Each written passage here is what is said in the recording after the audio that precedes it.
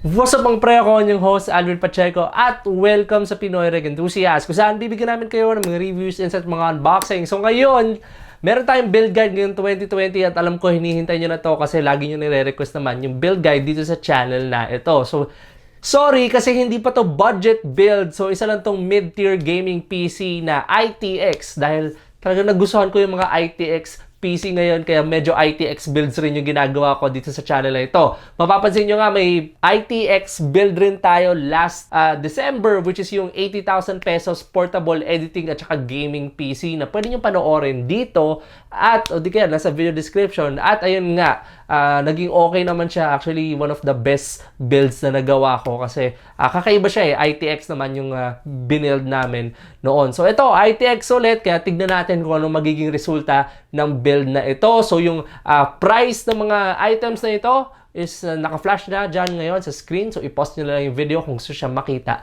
ng mas maigi. So after pala ng video na to guys, huwag kayong aalis kaagad kasi meron tayong giveaway from our sponsors na nakikita nyo dito sa likod ko. So baka libreng case yan, libreng memory, libreng SSD, hindi natin alam. So tignan nyo sa end ng video. Pero huwag mo i-skip. Panoorin mo muna yung build. Syempre baka in-skip mo na kagad, ang daya mo hindi ka mananalo pag ganun.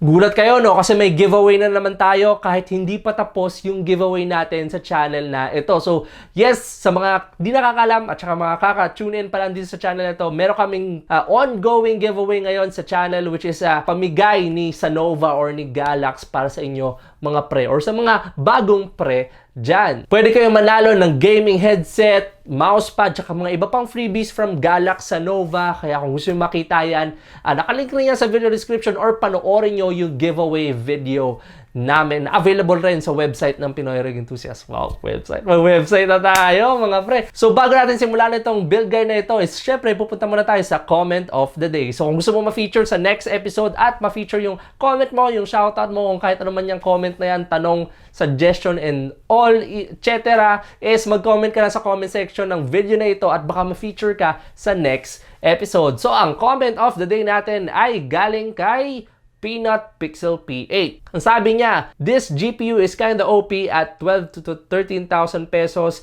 If they do drop the price to maybe around 9K, I think sobrang worth it nito for that price. But obviously, as for future-proof, I think this GPU is a win. So, regarding to sa ating previous episode na RX 5500 XT. So, yun nga, price siya around 12,600. Pero, kasi 8 gig yung video card memory niya So, I think yung 12K is, siguro, hindi siya bababa ng 9K. Siguro sabihin natin, 10K fair price na siya. Pero kung 5500 XT talaga yung gusto mong bilhin na card, yung 4 gig na lang yung bilhin mo. Mga around 9K to 10K nga. Yun, kasi ang advantage lang naman yung 8 gig version nito is yun nga, kung mga AAA games yung nilalaro mo. Tulad sa sinabi ko dun sa video natin, yung conclusion natin para sa video na yun, which is kung hindi mo pa napapanood is hindi siya sulit for esport gaming titles. Pero panoorin mo yung video na yun. Maganda yun. Interesting video card from Radeon. So maraming salamat kay Peanut Pixel PH, kay PPP para sa pag-comment sa comment of the day natin. Kung gusto mo nga ma-feature sa next episode namin is huwag mo kalimutan mag-comment sa comment section down below. So ayun mga pre,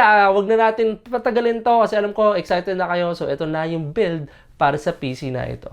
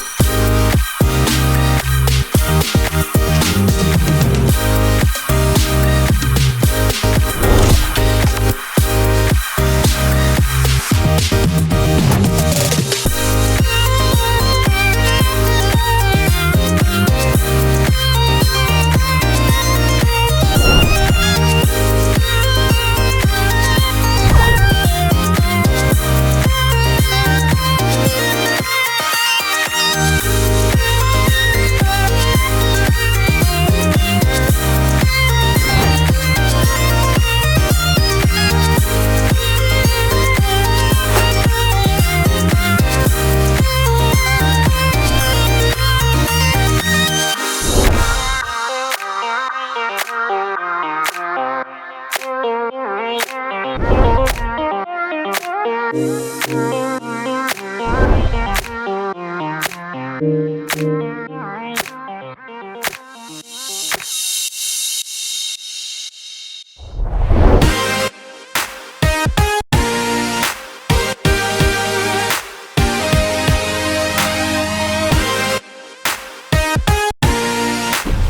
na nga mga pre, tapos na ang ating build guide. Makikita nyo sa likod ko, gumagana na siya at tumatakbo ngayon. So far, wala naman ako na-encounter na problem sa pagbuo nitong PC na ito, which is gamit yung Bitfinex Portal na case. Sobrang ganda niya. Siyempre, gusto ko ng mga ITX builds ngayon kaya ako ginawa tong video na ito. So, kung nag-aarap ka pa ng mga ibang ITX builds, gumawa rin kami ng portable editing tsaka gaming PC worth 80,000 pesos. Makikita nyo yan dito o di kaya sa video description sa baba. So, ayun guys, pupunta na tayo sa ating giveaway kasi alam ko naman, yun yung hinihintay nyo dito sa video na ito. Pasalamatan natin yung mga sponsors natin para sa episode na to at saka sa build na to, which is si AMD, si T4, si MSI, si Bitfinex at saka si Silverstone. So, ayun guys, dahil sa video na to, meron tayong giveaway at para sa inyo yon mga pre. So, pumunta na kayo sa video description ng video na ito kasi nandun na yung link at makakapunta kayo dun sa ating giveaway nga na sinasabi ko. So, pamimigay natin maraming items yun So, hindi ko na isa-isahin. Gusto ko makita nyo na yun sa mismong link.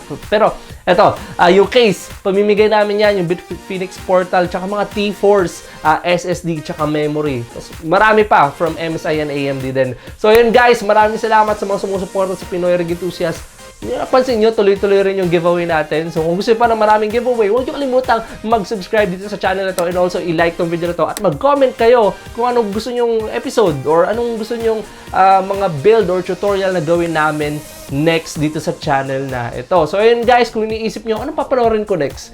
Ito na naman tayo So, ito siguro, mga build guides natin. So, yung 80,000 na lang na portable editing at saka gaming rig. Ayan, makikita nyo yan dyan. Panoorin nyo. Ito naman yung YouTube recommendation. Nire-recommend ni YouTube. Hindi ko alam kung ano yan, pero yun daw yung panoorin nyo. Next, sa bilog naman na to is yung malaking subscribe button. Pag pinindot mo yan, mag-subscribe ka na sa Pinoy Rig Enthusiasts at magiging pre ka na. So, yun guys, maraming salamat at see you on the next episode.